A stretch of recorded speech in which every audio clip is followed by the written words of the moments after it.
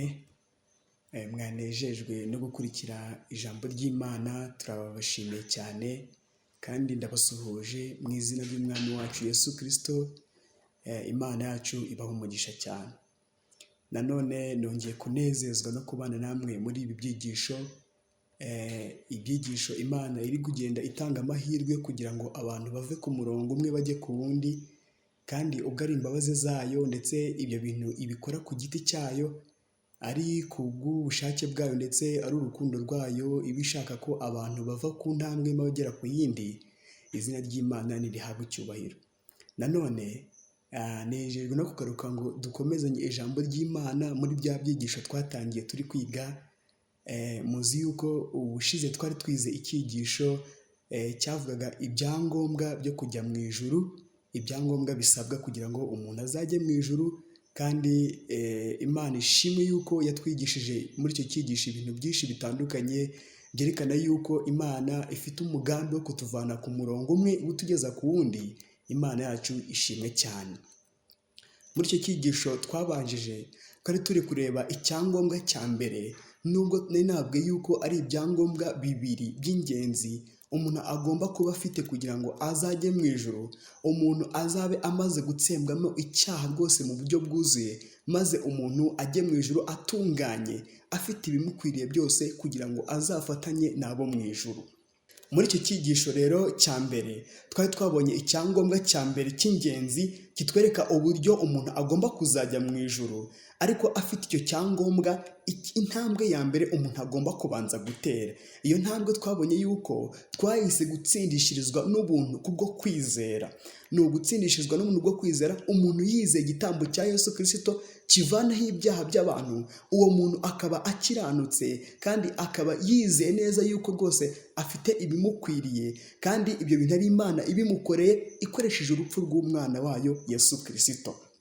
Ndabararika kugira ngo muzongere mwige iki cyigisho neza cya mbere twabonye, kuko ni icyigisho cy'ingenzi cyane. Ni nacyo twabonye Pawulo yise fondasiyo. Ijambo ry'Imana twari turi kureba mu rwa mbere rw'Abakorinto igice cya 3, turi gusoma ku murongo wa 10 tumanuka hasi, tureba uburyo Pawulo ari kuvuga ibyo bintu bya fondasiyo, ari kuvuga n'uburyo umuntu ashobora kuba rwose yubakwa kuri fondasiyo. Kandi yatubwiye yuko abantu benshi cyane bubaka kuri iyo fondasiyo, ariko abantu bagira imigabane ibiri bubakamo kuri iyo fondasiyo.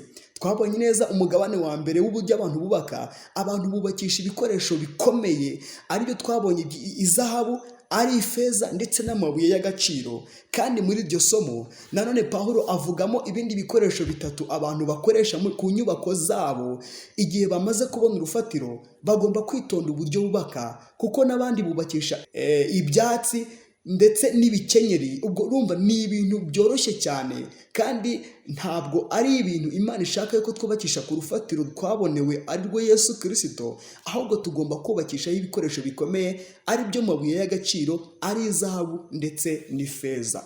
Imana ibaha umugisha kandi ibakomeze mu buryo tugiye kongera kwiga ikindi cyigisho, tureba undi mugabane wa kabiri w'ingenzi, w'icyangombwa cy'ingenzi cyane abantu bakeneye. Kandi nzi neza yuko uyu mugabane rwose abantu bawukeneye, kandi ni umugabane mwiza w'ingenzi. Imana ishaka yuko tuva kuri uwo murongo noneho tugafata undi murongo wa kabiri wo guhabwa imico y'Imana.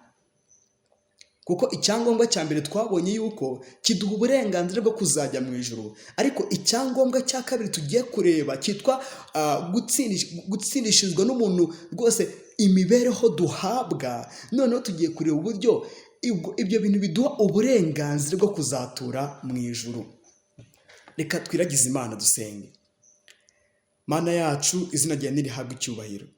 Tugushimiye ko wongeye kuduhereza amahirwe ngo twige neza ibyo ushaka kudukorera, utuvana ku murongo twaheneberejwemo n'icyaha, utugeza ku murongo wo gukiranuka nk'uko ushaka.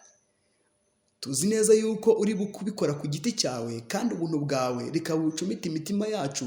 Kandi sabiye umugisha abana bawe bakurikiye iki cyigisho, ngo umwuka wera abane nabo, ijambo ryawe ntiribanangire imitima cyangwa ribacireho iteka, ahubwo ubwo Yesu Kristo akicaye ku ntebe y'imbabazi, reka tukugireho umugisha kandi utwumvishe ibi bintu. Nubwo abantu benshi cyane batabyemera cyangwa se ngo babyakire, reka tugusabe kugira ngo utere imitima y'abana bawe kubyumva no kubisobanukirwa, tubisabye Imana ku bwa Yesu, amena. Ibyangombwa byo kujya mu ijuru. Uyu ni umugabane wa kabiri w'iki cyigisho cy'uburyo Imana ishobora gukora ibyo bintu ikatuvana ku murongo wo guheneberezwa n'icyaha, maze Imana ikatugeza ku murongo wo gukiranuka nk'uko Imana yacu ibishaka. Umugabane w'ikigisho cya mbere twari twabonye yuko hari intambwe ya mbere y'uwo mugabane w'icyangombwa cyitwa gutsindishirizwa n'umuntu kubwo kwizera, kandi ni imibereho, ni ibintu Imana iduhereza, kuko ni ugutsindishirizwa ku bw'ubuntu. Twabonye neza yuko ibyo bintu Imana ibikora ku giti cyayo, ni ubuntu tugirirwa, ni ubuntu bw'Imana tugirirwa kubw'igitambo cya Yesu, maze ibyo bintu tukabihabwa. Ariko Imana irashaka kuduteza indi ntambwe ya kabiri. Indi ntambwe ya kabiri Imana ishaka kuduteza niyo kuduha imico noneho isa n'iya Kristo. Umuntu w'Imana akaba afite ibimukwiriye byose, nk'uko ijambo ry'Imana ribivuga mu rwa kabiri rwa Timoteyo igice cyaho cya 3 ku murongo wa 16, n'iki ijambo ry'Imana rikora mu muntu. Turaza kubireba. Uyu mugabane rero wa kabiri w'iki cyangombwa tugiye kureba w'imico Imana iduhereza, icyo bita gutsindisha kwezwa, imibereho yo kwezwa no guhabwa imico nk'iya Kristo, yo iduha uburenganzira noneho bwo kuzatura mu ijuru. Ubwo icyangombwa cya mbere twabonye kiduha uburenganzira bwo kuzajya mu ijuru, iki cyo kiduha uburenganzira noneho bwo kuzatura mu ijuru, tukaba abaturage bo mu ijuru. Imana idufashe tuze gusobanukirwa neza n'ibyo bintu Imana ishaka kudukorera. Muzi neza yuko ndi kubabwira yuko twasomye amagambo aboneka mu rwa kabiri, mu rwa mbere rw'Abakorinto igice cyaho cya 3 ku murongo wa 10, turi kureba ikintu Pawulo yise fondasiyo, kandi tugiye no kureba undi mugabane wa kabiri w'ingenzi uri muri iriya somo, aho Pawulo yavugaga noneho uburyo abantu niba bamaze kubona urufatiro rwa Yesu Kristo, noneho bagomba gukoresha ibikoresho bikomeye, bakubaka kuri urwo rufatiro ari rwo Kristo, bakabubakishaho ibikoresho bikomeye. Nibyo ndi kubabwira. Umugaragu w'Imana Pawulo yavuze amagambo akomeye cyane muri iki gice, ndagira ngo nyasubiremo yose noneho tuze kugera ahantu nshaka yuko muhumva noneho muri uwo mugabane wa kabiri w'iki cyigisho. Nk'uko ubuntu bw'Imana hawe bungana, nashyizeho urufatiro nk'umwubakisha mukuru w'ubwenge, undi yubakaho, ariko umuntu wese yirinda uko yubakaho. Umurongo wa 11, kuko nta n'undi rufatiro umuntu abasha gushyiraho keretse urwashyizweho ari rwo Yesu Kristo. Uyu ni umugabane wa mbere w'iki gishuka turi kureba uburyo umugabane wa mbere umuntu agomba kubanza kuba afite fondasiyo, kandi Pawulo yaturangiye fondasiyo ariyo ni Kristo Yesu. Ariko undi mugabane wa kabiri w'ingenzi ni mwumve ku murongo wa 12, Pawulo yavuze ngo ariko umuntu niyubaha kuri urwo rufatiro izahabu cyangwa ifeza cyangwa amabuye y'igiciro cyinshi cyangwa ibiti cyangwa ibyatsi cyangwa ibikenyeri, umurimo w'umuntu wese uzerekanwa. Urya munsi n'uzawerekana, kuko uzahishuzwa umuriro, akaba ari wo kandi uzagerageza umurimo w'umuntu wese. Umurimo w'umuntu uwo yubatse kuri urwo rufatiro nugumaho azahabwa ingororano, ariko umurimo w'umuntu nushya azabura inyungu, nyamara ubwe azakizwa nk'ukuwe mu muriro. Aya magambo Pawulo yavuze yerekana uburyo abantu niba baramaze kubona ikintu cyitwa fondasiyo ariyo Yesu Kristo, noneho bagomba gutenda intambwe ya kabiri, bagakoresha ibikoresho bikomeye kuri iyo nyubako kugira ngo noneho inyubako yabo ibikomeye.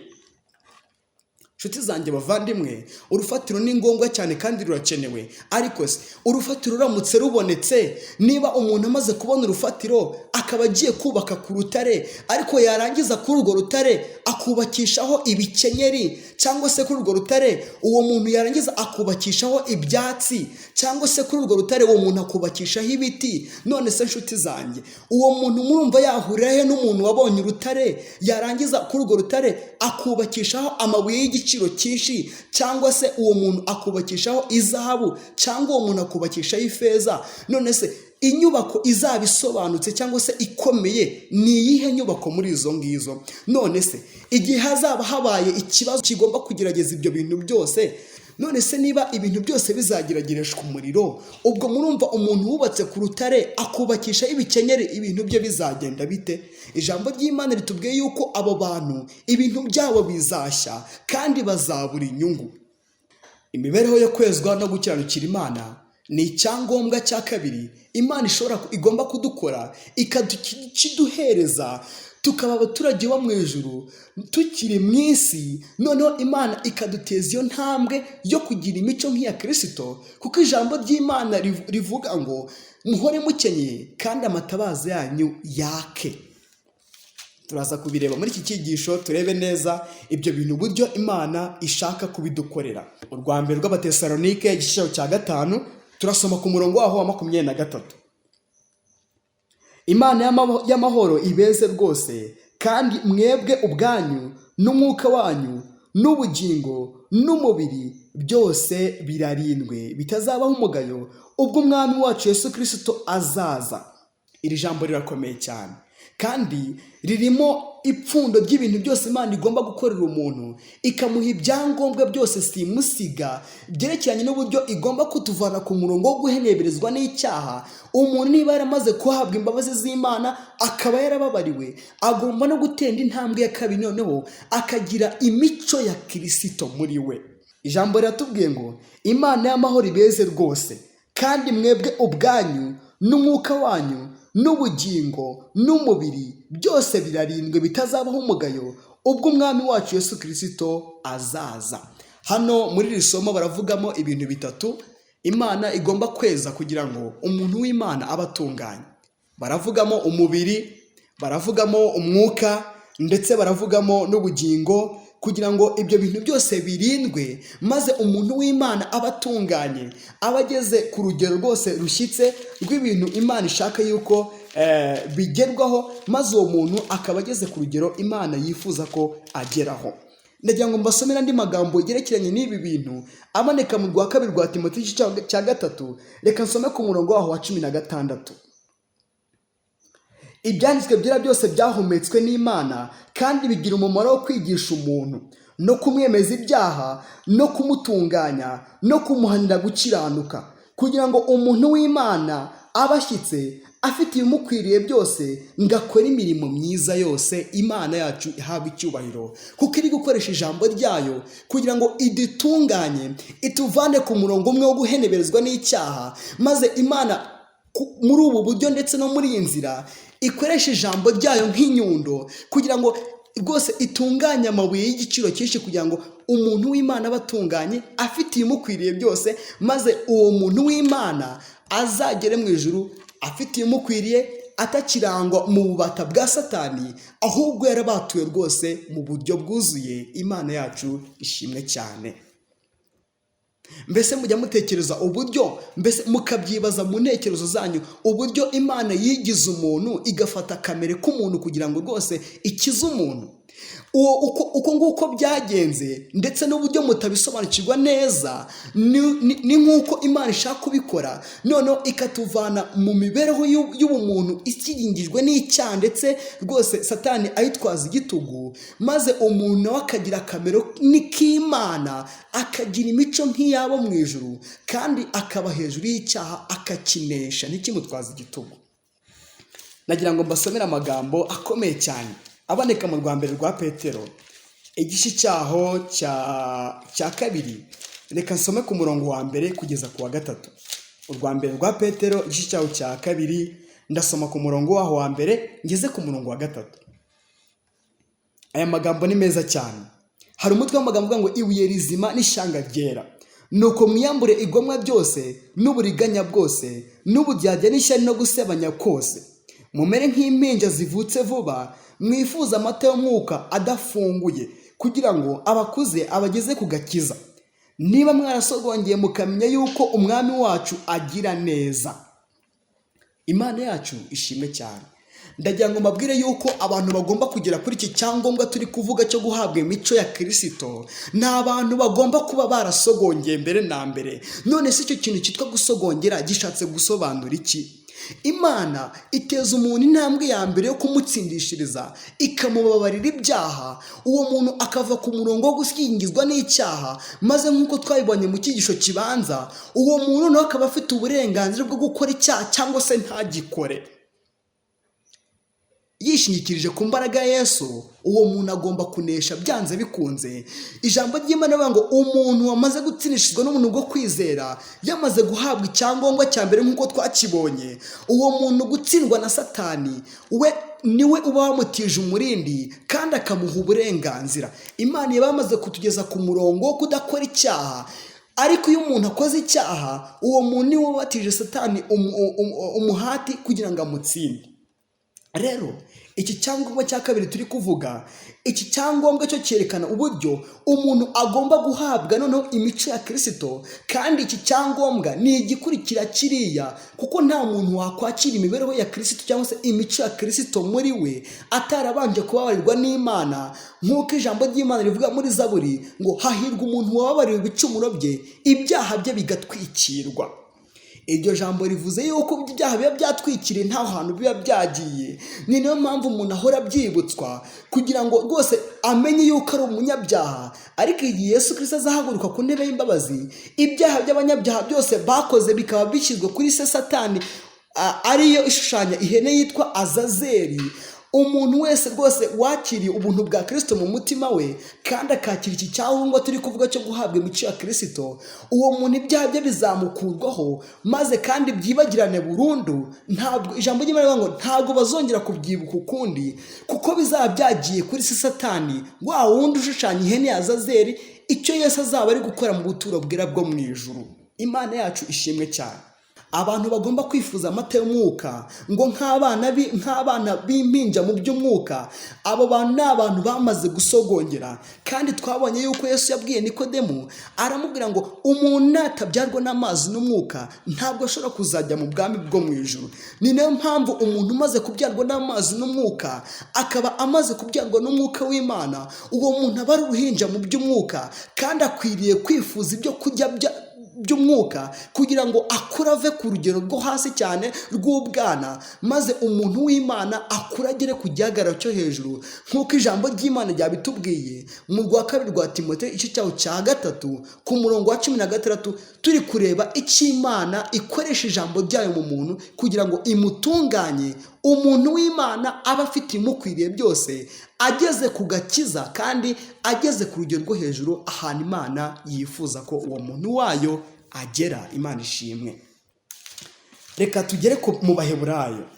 Ndagira ngo mbasomere andi magambo yerekeranye n'ibi bintu kugira ngo twumve neza rwose iki kintu n'iki cyangombwa cy'uburyo gikenewe cyane kandi ari ingenzi. Kandi ndagira ngo mbabwire yuko nta muntu wakwakira iki cyangombwa cya kabiri atarakira icyangombwa cya mbere twamaze kureba, cy'uburyo Imana ivana umuntu ku murongo wo gushyingizwa n'icyaha, uwo muntu Imana ikamubabarira ikoresheje urupfu rw'umwana wayo Yesu Kristo, maze uwo muntu agahita ajya ku rundi rwego rwo guhabwa imico nk'iy'Imana. Kandi icyo cyangombwa nicyo turi kureba cyitwa kwezwa ndetse no gukiranuka mu mibereho ya gikristo. Abaheburayo igice cya 4 umurongo wa 12, hari amagambo avuga ngo kuko ijambo ry'Imana ari rizima, rifite imbaraga kandi rikagira ubugi buruta bw'inkota zose, rigahinguranya ndetse kugeza ubwo rigabanya ubugingo n'umwuka, rikagabanya ingingo n'umusokoro, kandi rikabangukira kugenzura ibyo umutima wibwira ukagambirira. Umurongo wa 13, nta cyaremwe kitagaragara imbere yayo, ahubwo byose bitwikuriwe nk'ibyambaye ubusa mu maso y'izatubaza ibyo twakoze byose. Nagira ngo nongere mbumvishe neza ikintu ijambo ry'Imana rikora mu muntu. Ijambo ry'Imana, umugaragu w'Imana Pawulo yandikira Abaheburayo atubwiye yuko ijambo ry'Imana rimeze nk'inkota, kandi ngo inkota icyaya mugi yombi. Ndagira ngo mbabwire yuko Imana ikoresha ijambo ryayo mu muntu kugira ngo umuntu wayo abe atunganye nk'uko twabibonye mu rwa kabiri rwa Timoteyo, maze umuntu w'Imana akaba afite imukwiriye byose kandi akaba ageze ku rugero ruhanitse rwo hejuru Imana yifuza ko uwo muntu wayo ageraho. Iki cyangombwa cya kabiri cyo kugihabwa, uburyo tugihabwamo kandi tukacyakira, ni uburyo Imana yifuza gukoreshamo ijambo ryayo. Ibi bintu ni imibereho dukorera, kuko icyangombwa cya mbere cy'imibereho duhabwa tukayibarwaho kubw'ubuntu bwa Yesu. Twabonye neza yuko iyo mibereho abantu bose bayibarwaho iyo bemeye kwakira Yesu Kristo nk'umwami n'umukiza wabo binyuze mu kumwizera, nk'uko ijambo ry'Imana rivuga muri Yohana igice cyawo cya 3 umurongo wa 16. Ariko indi mibereho ya kabiri yo, imibereho noneho duhabwa kandi tukayikorera, ni imibereho tugomba kugiramo uruhare. Turaza kubireba twifashishije ibitabo by'umwuka w'ubuhanuzi ngo turebe uburyo ibyo bintu Imana ibikora, kandi umuntu w'Imana akaba atunganye rwose. None se Imana ikora iki kugira ngo umuntu w'Imana, umuntu wayo yakire iyo mico yayo, maze uwo muntu noneho aba ageze ku rugero Imana yifuza akageraho, kuri urwo rwego rwiza cyane Imana twifuriza kugeraho? Imana ikora iki? Nese Imana ibigenza ite kugira ngo rwose uwo muntu wayo aba ageze kuri urwo rugero ishaka ko ageraho? Ndagira ngo dusome amagambo meza cyane ashingiyeho kino kigisho, dusanga muri Ezekiyeli igice cyawo cya 36. Turasoma ku murongo wa 25. Ezekiyeli 36, turasoma ku murongo wa 25. Ariko mbere yuko tugera ku murongo wa 25, ndagira ngo mubanze mwumve umurongo wa 22 ukuntu uvuga. Niwo uri buze kudufasha kumva umurongo wa 25 wo hasi. Ezekiyeli arandika ngo, nuko rero ubwira ab'inzu ya Isiraheli uti, nimwumve uko Umwami Uwiteka avuga ngo, si ku bwanyu ibyo bintu nzabikora, mw'ab'inzu ya Isiraheli mwe, ahubwo ni ku bw'izina ryanjye ryera, ibyo mwaziriye mu mahanga mwagiyemo. Ni ibiki Imana yifuza gukora? Kandi ibyo bintu ikabikora ku bw'izina ryayo ryera, atari kubwo turi abakiranutsi, atari kubwo rwose turusha abandi ubwiza, atari kubwo rwose hari ikindi kintu twatanze cyaduha ubwo burenganzira, ahubwo ari ku bw'izina ryayo ryera. Ni ibiki ibyo bintu Imana yifuza gukora? Umurongo wa 25. Nzabanyangizaho amazi meza, maze muzatungana, mbakuremo imyanda yanyu yose n'ibigirwamana byanyu byose, nzabaha n'umutima mushya, mbashyiremo umwuka mushya. Imana yacu ishimwe cyane. Nzabakuramo umutima ukomeye nk'ibuye, mbashyiremo umutima woroshye, kandi nzabashyiramo umwuka wanjye, ntume mugendera mu mateka yanjye, mugakomeza n'amategeko yanjye mukayasohoza. Imana yacu ishimwe kandi ihabwe icyubahiro. Mbese murumva uburyo Imana yifuza yuko twakomeza amategeko yayo kandi tukayasohoza? Ngo ibyo bintu Imana ikaba yifuza kubikora ku bw'izina ryayo ryera, atari ku bwacu, atari ko turi abakiranutsi, atari ko turusha abandi ubwiza, ahubwo ari ku bw'izina ryayo ryera n'urukundo rwayo rwera ishaka yuko tubigeraho. Mbese muribuka ibyigisho twatangiye bwa mbere, aho twabonye uburyo Imana yifuza gukora ibyo bintu, uburyo Imana yifuza ko twakwakira imico yayo. None se twibazaga ikibazo, ni gute umunyabyaha yakwakira imico y'Imana? Kandi imico y'Imana nababwiye yuko ari amategeko yayo. None Imana hano irashaka yuko ayo mategeko twayakira mu mitima yacu, ariko imaze gukora intambwe ya mbere yo kutubabarira ibyaha byacu bikaba bitwikiriye, maze igakora urundi ruhare rwa kabiri rw'intambwe igomba kuduteza, itunyanyagizaho amazi meza, ikadukuramo umutima ukomeye nk'ibuye witwa kamere y'icyaha, kandi idusigingiza kandi idutwaza igitugu, maze Imana yacu ikaduha kugendera mu mategeko no mu mahame yayo. Ibyo bintu tukabigenderamo kandi tukabishobora. Impamvu wumva bikurushya, impamvu wumva utabishaka, kandi impamvu wumva rwose utabishobora, ndetse ugerageza kubishaka ngo bijyemo ariko bikanga, ntabwo uragera ku rugero Imana ishaka yuko ugeraho. Kandi ndagira ngo nkubwire yuko Imana uyu mwanya yifuza kubikora ku bw'izina ryawe ryera, nshuti yanjye. Umurongo wa 22 ndagira ngo mwongere muwumve neza, ndabinginze.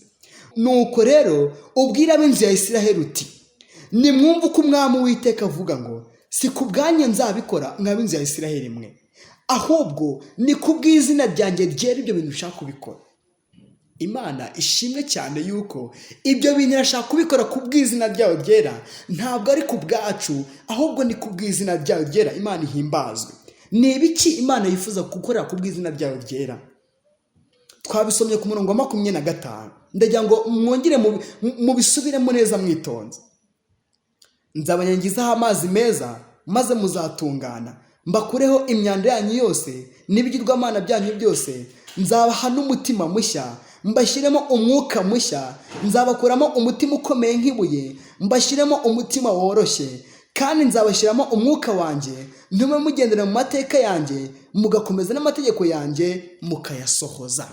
Imana ishimwe cyane yuko yifuza yuko twasohoza amategeko yayo, kandi rwose amategeko yayo agatunganira mu mitima yacu, maze ibyo bintu Imana igatuma tubishobora. Imana yacu ihimbazwe kandi ihabwe icyubahiro.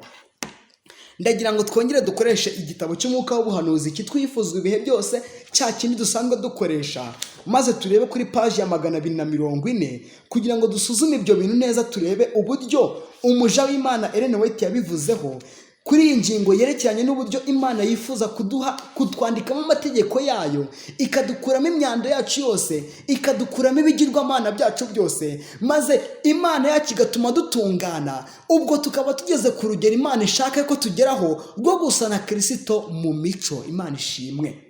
Uwifuzwa ibihe byose, paje ya 240 muri iki gitabo cya verisiyo ishya ya 2016, hari amagambo avuga ngo kuri paragarafi iheruka hari amagambo avuga ngo urugero rw'ubutungane Imana ishaka ko abana bayo bageraho rusumba kure urugero rurerure cyane intekerezo z'umuntu zibasha gushyikira. Urugero rw'ubutungane Imana yacu ishaka ko tugeraho rusumba kure intekerezo zacu ahantu zishobora gushyikira. Buriya abantu bashobora kuvuga ngo yenda kuko twakiranutse, hari abantu bireba bakavuga ati buriya twageze ku rugero. Hoya, urugero rw'ubutungane Imana ishaka ko tugeraho rusumba kure cyane urwo abantu bashobora kwibwira. Ijambo ry'Imana rivuga ngo urugero rw'ubutungane Imana ishaka ko abana bayo bageraho rusumba kure urugero rurerure cyane intekerezo z'umuntu zibasha gushyikira. Mu b'intungane nk'uko se uri mu ijuru ari intungane. Iri tegeko ni isezerano, umugambi wo gucungura umuntu uduteganyiriza kubaturwa kuzuye mu mbaraga za Satani. Imana ishimwe cyane. Umuntu wicishije bugufi mu mutima buri gihe, Kristo amutandukanya n'icyaha, yazanywe no kumaraho imirimo ya sekibi, kandi yateguye ko umuntu wese wihanye azahabwa Mwuka Muziranenge kugira ngo amurinde gukora icyaha. Imana yacu ishimwe cyane yuko urugero rw'ubutungane Imana ishaka ko tugeraho rusumba kure imyumvire yacu n'uburyo tuba tubitekereza. Imana irashaka ko tugera ku rugero rwo hejuru cyane rwo gukiranuka mu mico, ngo tube abere mu ngeso nk'uko na Data wacu wo mu ijuru ari uwera mu ngeso. Andi magambo ari kuri paji 241 aravuga ngo urugero rwiza imico ya Kristo igomba kutugezaho ni ugusa na Kristo. Imana ishimwe. Mbese inshuti zanjye, murumva uburyo ijambo ry'Imana riri kutwemeza uburyo abantu bagomba kujya mu ijuru, bagomba kuba bageze ku rugero rwo gusa na Kristo mu mico nk'uko ijambo ry'Imana riri kubitubwira.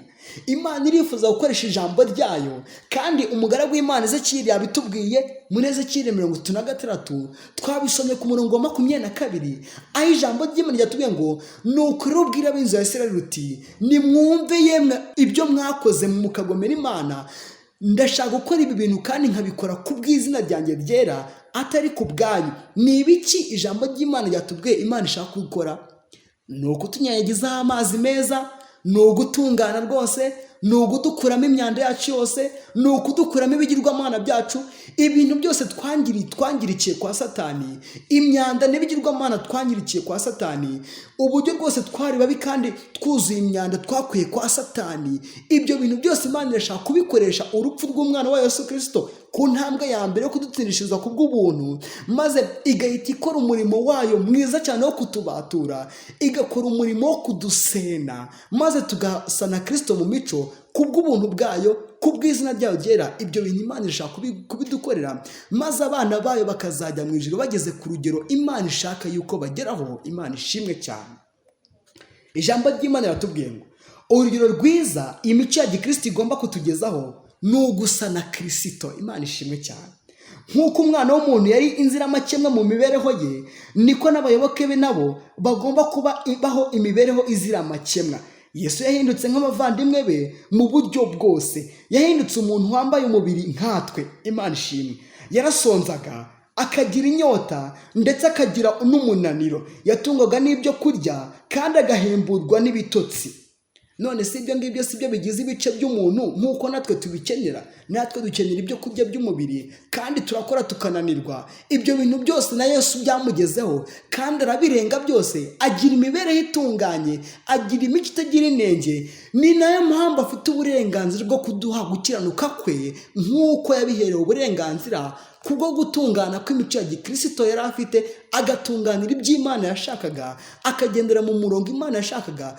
Ibyo bintu ijambo ry'Imana ryarabitubwiye muri iki gitabo, twarabisomye, twabonye yuko ibyo bintu Imana yifuza kubikora kandi na Kristo ngo arashaka kubiduha, akabiduhera ubuntu nk'uko ijambo ry'Imana ribivuga. N'ubundi Imana yifuza kubiduhera ubuntu ariko biciye mu kintu bita kwizera igitambo cya Yesu. Ijambo ry'Imana riratubwiye ngo imico ye igomba kuba iyacu. Nyagasani avuga ku bamwizera ati, nzatura muri bo, ngendere muri bo, nzaba Imana yabo, nabo bazaba ubwoko bwanjye. Niko ijambo ry'Imana rivuga mu rwa kabiri rw'Abakorinto igice cya 6 umurongo wa 16. Niko ijambo ry'Imana rivuga kandi n'icyo Imana yifuza gukora, ikagendera muri twebwe, ikaba Imana yacu, natwe tukaba abana bayo. Imana yacu ihabwa icyubahiro cyane. Andi magambo meza cyane nshaka ko dusoma kugira ngo twumve neza ibi bintu Imana yifuza gukora kandi ikabikora ku bw'izina ryayo ryera, atari ku bwacu. Ndagira ngo tuyasome kuri page 251 n'ubundi muri iki gitabo turi kurebamo. Kuri paragrafi iheruka hari amagambo avuga ngo, iyo umuntu yiyeguriye Kristo, imbaraga nshya itura mu mutima wahindutse mushyashya. Habaho impinduka we ubwe atabasha kwigezaho. Uwo ni umurimo w'indengakamere uzana muri kamere y'umuntu imbaraga y'indengakamere. Umuntu wihaye Kristo amuhindukira igihome cye bwite, aturamo muri iyi si yigometse kandi agashaka ko nta bundi butegetsi burangwamo. Mbese mwumvisha uburyo ijambo ry'Imana riri kutubwira uburyo Imana yifuza yuko tuyiyegurira kandi tukirundurira muri yo, kandi ibyo bikaduhesha uburenganzira bwo kwitwa abana b'Imana. Ndetse ngo iyo umuntu yiyeguriye Kristo muri ubwo buryo, umuntu w'Imana, Imana itura muri we kandi ngo Kristo akamuhindukira igihome ku buryo nta bundi butegetsi. Reka nyasome n'amagambo. Iyo umuntu yiyeguriye Kristo, imbaraga nshya mu mutima wahindutse mushyashya. Habaho impinduka we ubwe uwo muntu atabasha kwigezaho. Ntabwo twabasha kubyigezaho, ahubwo ijambo ry'Imana ibyo bikora. Imana ibikoresheje ijambo ryayo ndetse no kubyizera, Imana irabidukorera kandi tukaba tugeze ku kigero Imana yifuza ko tugeraho. Uwo ni umurimo w'indengakamere uzana muri kamere y'umuntu imbaraga y'indengakamere. Umuntu wihaye Kristo amuhindukira igihome cye bwite, aturamo muri iyi si yigometse kandi agashaka ko nta bundi butegetsi bukirangwamo usibye ubwe. Umuntu wigaruriwe n'imbaraga zo mu ijuru muri ubwo buryo ntabasha guterwa ngo aneshwe n'ibitero bya Satani. Imana ishimwe cyane. Mbese murumva uburyo Imana yaduteganyirije kubaturwa byuzuye biciye mu buntu bwayo, biciye mu bintu Imana yifuza kudukorera ku bw'izina ryayo ryera. Ni ibihe? Twabibonye muri Ezekiyeli. Imana irifuza kutunyanyagizaho amazi meza, ikadukuramo imyanda yose twanduriye kwa Satani, ikadukuramo ibigirwamana byose, igatuma tugendera mu mateka yayo kandi tugasohoza n'amategeko yayo mu mitima yacu. Ibyo bintu tukabishobora. Ubu ngubu muri iyi minsi usanga abantu bavuga batari ko se ayo mategeko mwirirwa muvuga, ubundi ayo mategeko ninde wayashobora? Satani nicyo kintu akora cya mbere cyo gushidikanyisha abantu, kandi muri iyi minsi nicyo ari gukora. Abereka yuko ibyo bintu bitashoboka, abereka yuko rwose ibyo bintu bitakunda, kubera yuko rwose amategeko y'Imana abereka ko ngo aremereye kandi akomeye ngo ntibayabasha. Ariko nababwiye amagambo meza cyane twasomye. Ijambo ry'Imana ryaduhaye icyizere yuko ibyo bintu Imana irashaka kubikora ku bw'izina ryayo ryera, ntabwo ari ku bwacu, ahubwo umuhati wacu no gushaka Imana cyane, nk'uko ijambo ry'Imana rivuga muri Matayo igice cya 5 rivuga yuko abafite inzara n'inyota aribo bazahazwa. N'ubundi abafite inzara n'inyota kandi bagashaka ibyo bintu nibo bazabibona. Ariko abandi bantu batagize icyo bitayeho kandi bumva hari uburyo Imana izakora kugira ngo iberanje yenda bazajye mu ijuru bafite ibyo byaha, ntabwo byashoboka. Ahubwo Imana yateguye umurongo igomba kutunyuzamo ikoresheje intambwe ebyiri twabonye. Intambwe ya mbere yo kutubabarira ibyaha, ibyaha byacu bikarangira, none igahita ijya ku murongo wo kutuzahura, ikadusayura kwa Satani, igatangira umurimo rwose wo kudukamuramo icyaha ikoresheje ijambo ryayo mu mibereho yitwa kwezwa ndetse no gukiranuka mu buntu bw'Imana. Ibyo bintu Imana ishaka kudukorera. Umuntu wigariwe n'imbaraga ya Yesu muri ubu buryo ntabwo abasha guterwa ngo aneshwe n'ibitero bya Satani. Uyu muntu aba ari ku rugero rwo hejuru cyane. Uyu muntu aba ageze kuri tapu yo gukoresha ibice by'amasengesho, amasengesho yo mu ruhame, amasengesho yo mu rwiherero ndetse n'amasengesho yo mu mutima. Amasengesho atsika umutima buri munsi, amasengesho atsika umutima ya buri mwanya. Uwo muntu ngo ntabwo ashobora kuneshwa na Satani, kuko uwo muntu aba ageze ku rugero rwo kunesha Satani rwose mu buryo bwose, abishobojwe n'ubuntu bw'Imana mu mutima we, ndetse uwo muntu aba ari kwakira imico y'Imana, kandi uwo muntu ari gushyirwaho ikimenyetso cy'Imana mu buryo bw'umwuka. Iyi mibereho niyo kunesha turwana buri munsi kandi umuntu adacogora, nk'uko ijambo ry'Imana babwira bivuga muri Luka igice cya 12 umurongo wa 35 ravuga ngo muhore mukenyeye kandi amatabaza yanyu yake, mumere nk'abantu bategereje shobuja. Abantu b'Imana bamaze guhabwa ubuntu bwa Yesu mu mitima yabo, bamaze kubyarwa n'ubuntu bw'Imana kandi bakabyarwa n'amazi n'umwuka, bagomba guhora bakenyeye kandi bakamesa ibishura byabo mu maraso ya Kristo buri munsi, kugira ngo bahore bakira umwuka w'Imana, ndetse Imana ibabashishe gusohoza ibintu twasomye muri Ezekiyeli 36 byo kudutunganya, byo kuduha umutima mushya, byo kutuvanamo umutima ukomeye nk'ibuye, maze tukahabwa umutima woroshye, umutima utuma dubasha amategeko y'Imana, tutavuga ngo byaratunaniye, tutavuga ngo biraremereye, ahubwo twumva tubikunze kandi tukabishobora. None se ubwo twabwirwa n'iki ko ibyo bintu turi kubikorerwa kandi rwose ko turi mu murongo wo kubihabwa?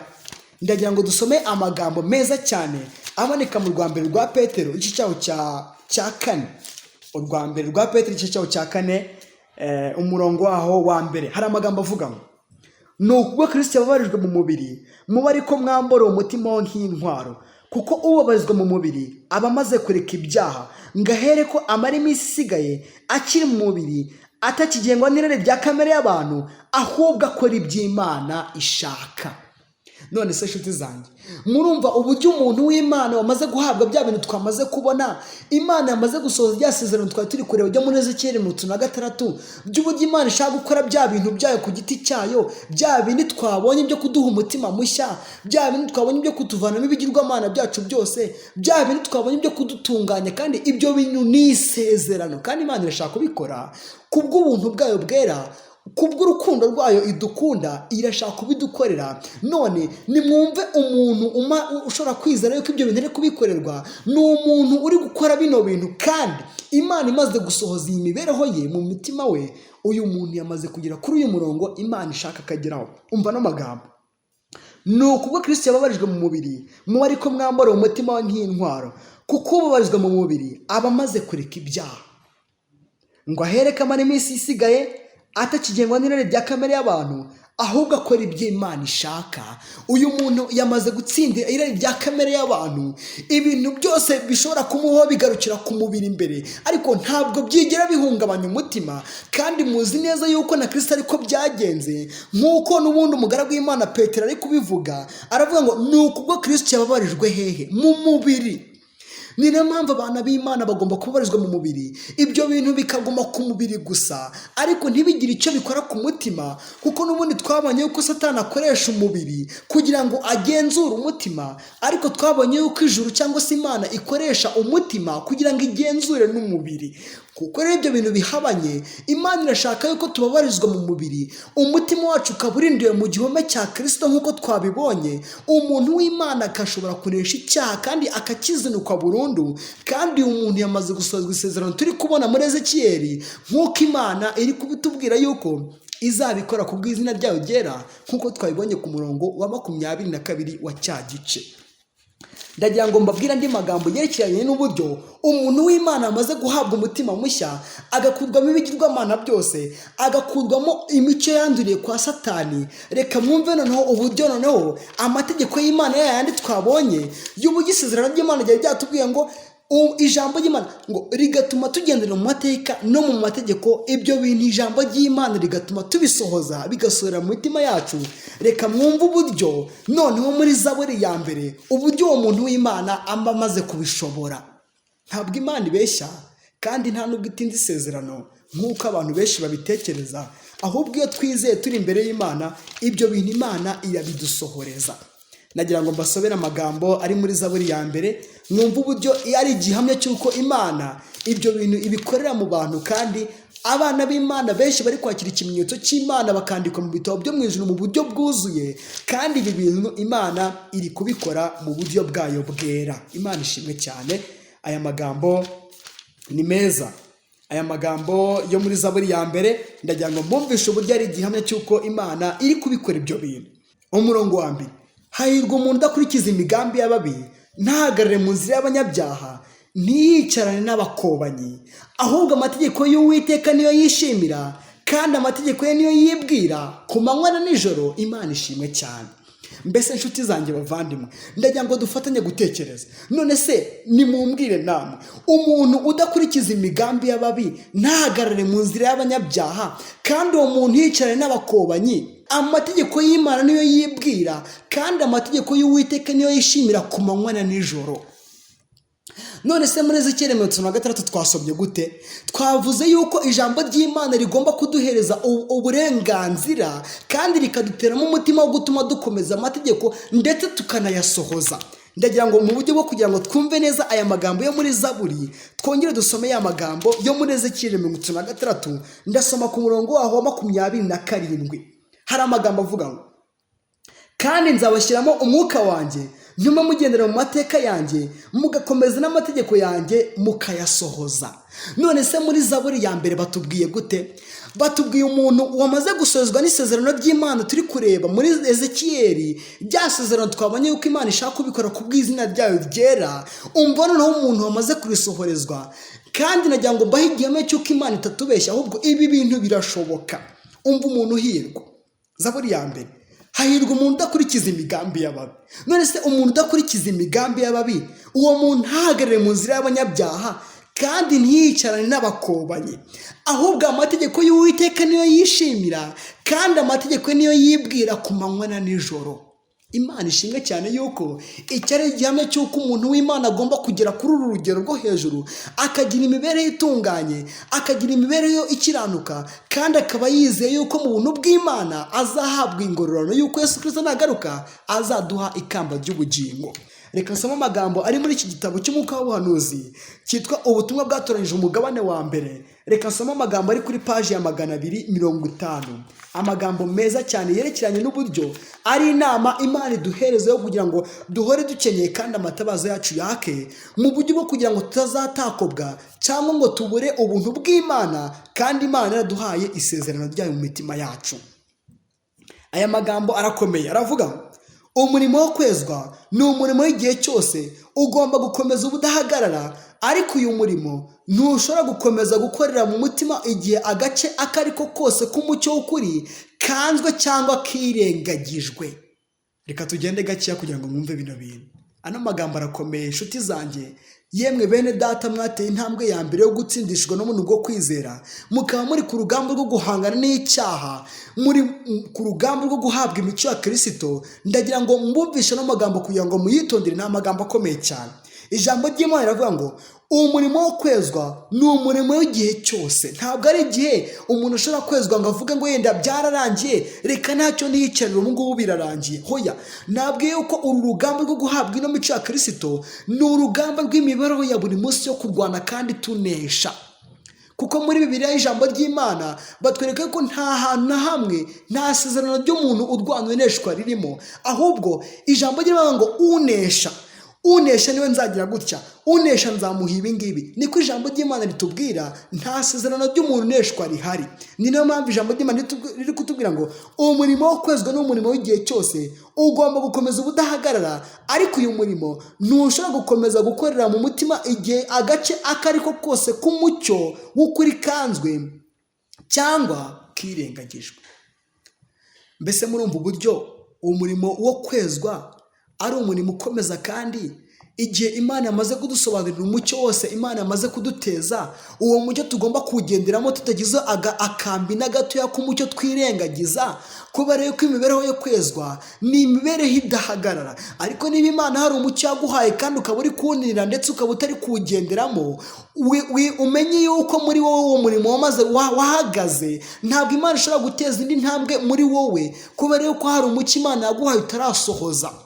Ariko numara gusohoza uwo mucyo Imana yaguhaye kandi ukawugenderamo, Imana izakomeza iyo nzira yo kukweza. Niyo mpamvu ngusaba kugira ngo ugenzure neza niba hari umucyo wirengagije, maze wongere uwuteremo ikirenge. Kandi ubwo uri gusaba Imana mu mutima wawe, ukaba uri gufatanya n'Imana ukayibwira ngo mwami, ndashaka ko ubuntu bwawe bukomeza gukorera mu mutima wanjye. Ndakwinginze kugira ngo ukomeze gukorana n'Imana kandi ubuntu bwa Kristo bukorere mu mutima wawe, maze ubwo Yesu Kristo agiye kugaruka azaduhe ikamba ry'ubugingo.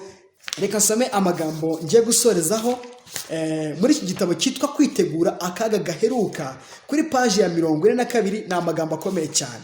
Ndagira ngo ngire inama abantu bari mu mugabane wa kabiri wo guhabwa ubuntu bwa Kristo mu mitima yabo, kugira ngo bitonde cyane kandi bumva n'amagambo uburyo aremereye y'uburyo Imana twifuriza kuduha ibintu byo hejuru cyane, byo kuduha imico ya Kristo mu mutima wacu, kandi tukagera ku rwego rwo gutunganywa mu buryo bwuzuye.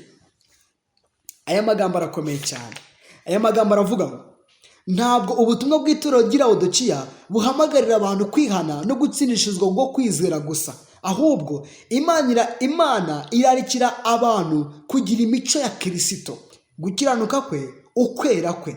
Ni ubutumwa bwo kwisubiraho, kwezwa, gusaba igihe kandi gusaba no kwihangana. Ijambo ry'Imana riratubwiye ngo kwezwa, gusaba igihe kandi gusaba no kwihangana. Imibereho yo kwezwa ya buri munsi tubamo isaba kwihangana kandi isaba igihe. None ijambo ry'Imana riratubwiye ngo ntabwo tugomba kurwana intambara turwanya imbaraga y'umubi, tuba twamaze guhabwa kunesha mbere y'uko urugamba rutangira.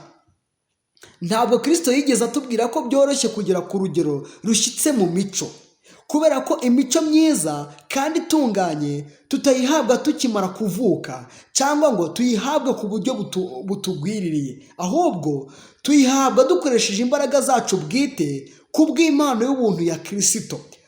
Tuhagera tubanje kurwana intambara ikomeye, tutajenjetse, turwana n'inarijye. Tugomba gusuzumana ubwitonzi, tutagize akazinga na kamwe k'imico idatunganiye Imana tubabarira. Kugira ngo tugere ku rugero rw'imico ya Kristo, tugomba gusuzumana ubwitonzi akanda kose ko mu mibereho yacu, ngo turebe niba hari akanda na kamwe, kandi ngo imibereho yacu ibitunganye tutagize akanda na kamwe tubabarira. Niko ijambo ry'Imana ritubwiye. Amagambo ngiye gusoza aravuga ngo nubwo hari ingorane zizitira kugera ku rugero rukwiriye rw'imico yacu, Bibiliya itwemezaho kugera kuri iyo ntego bishoboka. Imana yacu ishimwe cyane. Nta na rimwe Imana idusaba ibidashoboka. Imana yacu ishimwe, kandi Imana yacu, ijambo ry'Imana ritubwiye ko nta na rimwe Imana ishobora kudusaba ibintu bidashoboka. Imana buri gihe idusaba ibintu bishoboka. Uwo mwanya iyo idutegetse ihita itubashisha kumvira itegeko ryayo. Imana ishimwe cyane. Ndabasabye kugira ngo mwumve ikintu ijambo ry'Imana ritubwiye, kandi ndabararika kugira ngo muzakomeze mwige kino kigisho neza, mu buryo bwo kugira ngo Imana iduhereze umugisha kandi iduteze intambwe yo kuva ku murongo wose w'ingizwa n'icyaha. Kandi ndabinginze bavandimwe dufatanyije urugendo, kugira ngo mukomeze guhora mukenyeye kandi amatabaza yanyu yake, kugira ngo mumere nk'abantu barindiriye shebuja ahagarukira avuye mu bukwe, kugira ngo naza muzamusanganire. Imana ibahe umugisha kandi iduteze intambwe yo kuva ku ntambwe yo guhabwa ubuntu bwa Kristo mu mitima yacu, maze itwandikemo amategeko yayo mu mitima yacu, kugira ngo dusohoze amategeko yayo ndetse tuyagenderemo. Kandi muzirikane Zaburi ya mbere mu buryo bwo kugira ngo Imana iduteze intambwe. Nibyo mbasabiye nanjye nisabira mu izina rya Yesu, amena. Mana yacu nyakubahwa, izina ryawe rihabwe icyubahiro. Turakunezerewe cyane kubw'ubuntu bwawe n'imbabazi zawe utugiriye muri uyu mwanya, ukaba utanze amahirwe yo kugira ngo twongere twiyungureho intambwe imwe mu buryo bwo kumva ijambo ryawe.